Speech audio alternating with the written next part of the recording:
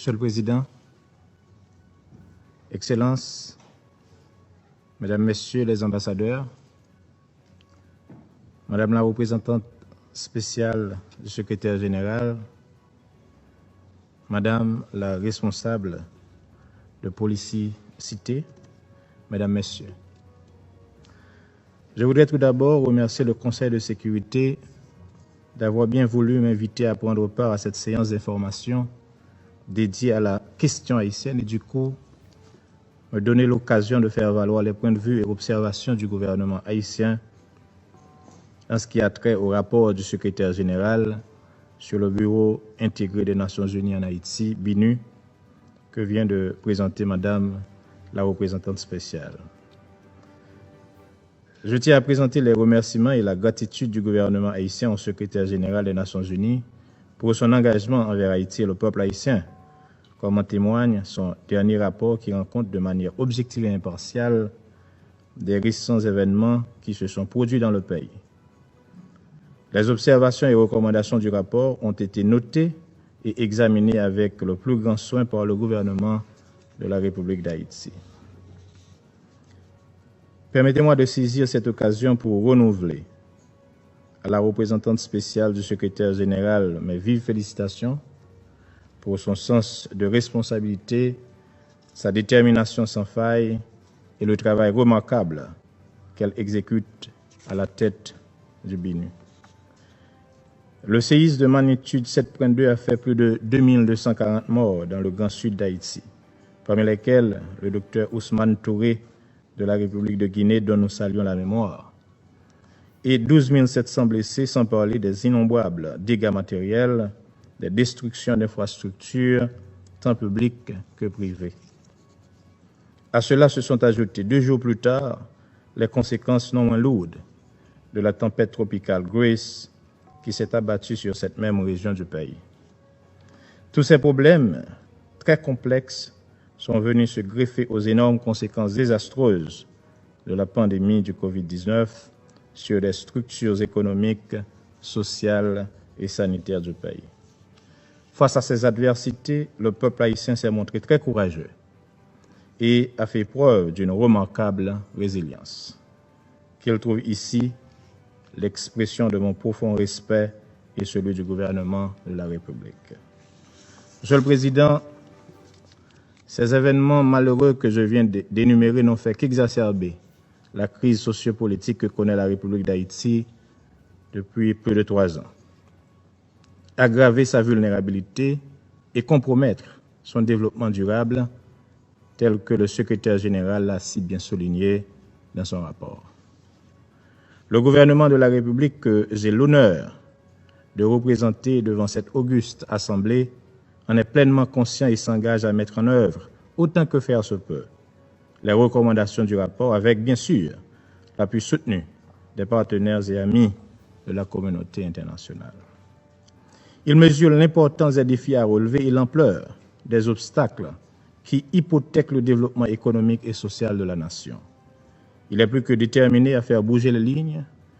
à progresser dans les réformes structurelles indispensables à l'amélioration de la gouvernance démocratique, à la lutte contre l'impunité, au renforcement de l'état de droit. Pour y parvenir, il est impératif qu'on cherche, de manière volontariste, à réaliser l'unité de la famille haïtienne. Les décennies de querelles intestines, de divisions stériles, de haine et de rancœur qui ont suivi la fin de la dictature des Duvalier ont eu, entre autres conséquences néfastes, la déchirure du tissu social, l'instabilité politique chronique, la désarticulation des structures économiques, l'appauvrissement de la majeure partie de la population, la décapitalisation des entreprises, l'exode des capitaux et des cerveaux et l'aggravation des inégalités. Et dans la foulée, l'inacceptable et l'irréparable est arrivé dans la nuit du 6 au 7 juillet 2021. L'assassinat en sa résidence privée d'un président démocratiquement élu dans l'exercice de ses fonctions. C'est sans nul doute conscient de cet impératif de l'unité nationale que, depuis son installation dans ses fonctions de Premier ministre, le Dr Ariel Henry s'investit dans la recherche d'un consensus le plus large possible en vue de contribuer à la normalisation de la vie politique et au fonctionnement régulier des institutions démocratiques. C'est ainsi que, au terme de larges consultations avec les secteurs de la classe politique et de la société civile, il a conclu un accord politique en vue de mettre un terme à cette division fratricide qui alimente l'instabilité et la violence. Ces efforts ont commencé à donner des résultats avec la signature le 11 septembre dernier de l'accord politique pour une gouvernance apaisée et efficace pour la période intérimaire qui engage plus de 200 organisations politiques et de la société civile. Nous devons capitaliser sur cet accord de façon à en faire la base, le consensus le plus large possible, afin de créer les conditions objectives de l'apaisement du climat sociopolitique et, par voie de conséquence, de l'organisation d'élections libres, crédibles, transparentes et inclusives, dans les meilleurs délais, bien sûr. Pour cela, il est essentiel de faire triompher l'esprit d'abnégation et de dépassement de soi pour mettre les intérêts supérieurs de la nation au premier rang de nos préoccupations et motivations. Je m'enorgueillis d'avoir su donner l'exemple de ce dépassement de soi à un moment crucial de la vie nationale, en abandonnant sans contrainte aucune la fonction du Premier ministre AI pour céder la place au Dr Ariel Henry, conformément aux dernières volontés de feu le président Jovenel Moïse, après avoir dignement contribué à la stabilisation de l'État et de la société suite à l'assassinat odieux du président de la République. C'est dans cet esprit d'abnégation que j'appelle tous ceux qui, comme moi, ont été proches du président Jovenel Moïse à faciliter la tâche au gouvernement dont je fais partie, avec l'appui de nos partenaires internationaux, des acteurs de la société civile, voire même des secteurs qui étaient farouchement opposés au président Moïse, dans le cadre d'un large accord interhaïtien comme la seule planche de salut de la patrie commune. Parallèlement à ce chantier politique hautement prioritaire pour le pays, le gouvernement attache une grande importance au renforcement du système judiciaire qui doit absolument travailler à l'aboutissement de l'enquête sur l'assassinat du président Jovenel Moïse, afin que justice lui soit rendue conformément aux vœux de sa famille, de ses alliés et du peuple haïtien dans sa grande majorité. Les jours et semaines qui ont suivi sa mort l'ont montré, l'histoire le montrera à son tour.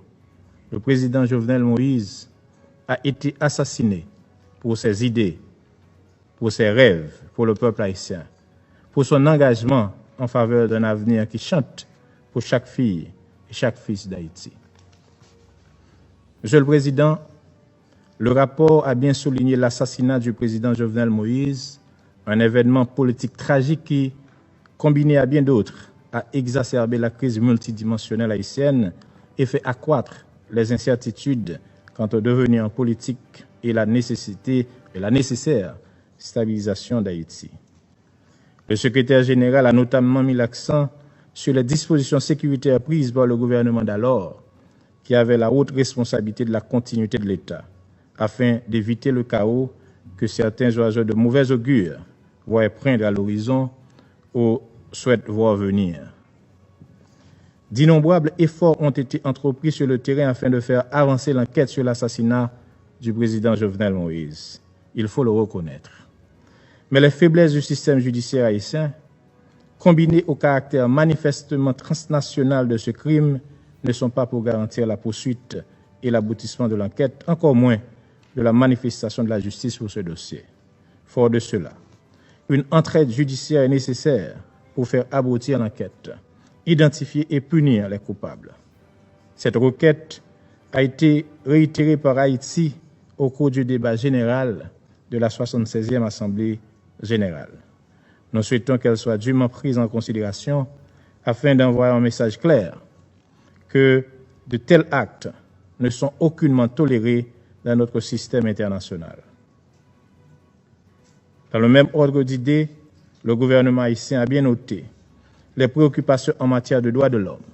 qui,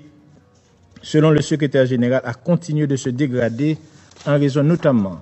des violents affrontements entre gangs armés et les attaques commises contre la population civile. D'une façon plus générale, le gouvernement tient à réitérer son engagement d'assurer le respect, la défense et la promotion des droits de la personne, sans discrimination aucune, conformément à ses engagements et obligations découlant des traités internationaux et régionaux relatifs aux droits de l'homme auxquels la République d'Haïti est partie. Comme le secrétaire général l'indique dans son rapport, les efforts de réforme de la justice se sont poursuivis, ceci malgré les problèmes que connaît le pouvoir judiciaire en raison des événements tragiques qu'a connus le pays. Des initiatives heureuses ont été prises, telles que la prestation de serment et l'installation récente des membres du Conseil supérieur du pouvoir judiciaire. Des mesures sont en train d'être prises pour améliorer les conditions de détention dans les centres carcéraux, réduire la détention préventive prolongée et par voie de conséquence la surpopulation carcérale. Monsieur le Président, permettez-moi de profiter de cette tribune pour évoquer la troublante et choquante situation des dizaines de milliers de compatriotes haïtiens qui, à intervalles réguliers et pour s'échapper aux dures réalités de la conjoncture, fuient sans cesse les côtes haïtiennes pour aller chercher un mieux-être ailleurs. Vous avez certainement vu, au cours des dernières semaines, les images horribles des atrocités que ces Haïtiennes et Haïtiens ont vécues sur la frontière américano-mexicaine. Je dois vous dire que ce n'est pas de gaieté de cœur que quelqu'un laisse ce beau pays de la Caraïbe pour aller chercher une vie meilleure ailleurs, en mettant en danger sa vie et bien souvent celle de ses enfants. Tout ce que nous demandons,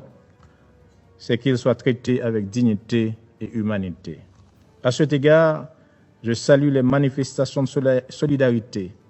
actives de la société américaine envers les migrants haïtiens à la frontière américano-mexicaine. Le gouvernement haïtien prend acte des excuses répétées des autorités américaines pour les mauvais traitements infligés aux migrants haïtiens à la frontière. Il félicite vivement l'administration américaine, en particulier le président Biden, pour les mesures correctives qui ont été adoptées. Par la même occasion, nous adressons nos vifs et sincères remerciements à la nation sœur mexicaine pour ses actions et son soutien dans la recherche d'une solution régionale aux problèmes migratoires à travers une table de concertation. La situation invite non seulement à la recherche de solutions humanitaires, mais aussi elle incite à des actions concertées sur ces problématiques qui dépassent de loin nos frontières respectives. Monsieur le Président, la recherche de solutions aux graves handicaps qui ont compromis pendant si longtemps la stabilité politique, sociale et économique d'Haïti nécessite l'engagement et l'implication de toutes les forces vives de la nation. Le gouvernement de la République s'y attelle résolument. Nous avons également grand besoin d'un appui soutenu et l'engagement dans la durée de la communauté internationale sur tous les plans. Haïti a surtout besoin d'une large mobilisation de soutien technique et de ressources financières sur le long terme pour assurer le financement stable des infrastructures physiques, sociales et économiques essentielles à son développement durable. D'où l'impérieuse nécessité de créer de manière irréversible les conditions de la stabilité politique et institutionnelle à long terme que le peuple haïtien appelle de tous ses vœux et que la communauté internationale souhaite ardemment.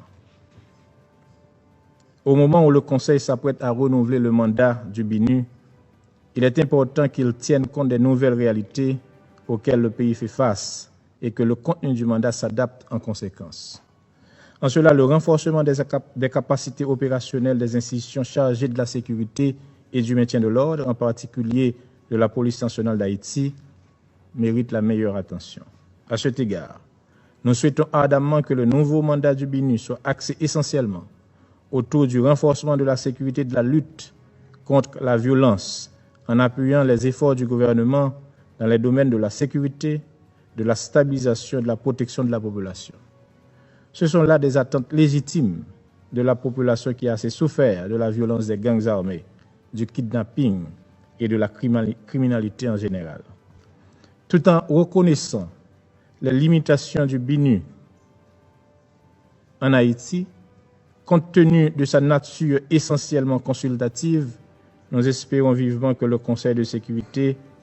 y fera les adaptations nécessaires pour aider les autorités haïtiennes à faire face efficacement à cette grave situation d'insécurité qui ne fait que s'aggraver de jour en jour. J'aimerais terminer mon propos, Monsieur le Président, en lançant un vibrant appel à la communauté internationale en général, au système des Nations Unies en particulier, à poursuivre et à renforcer son appui solidaire à Haïti, afin de l'aider à retrouver enfin le chemin de la paix, de la sécurité, de la stabilité politique, du progrès et du développement économique et social. Je vous remercie.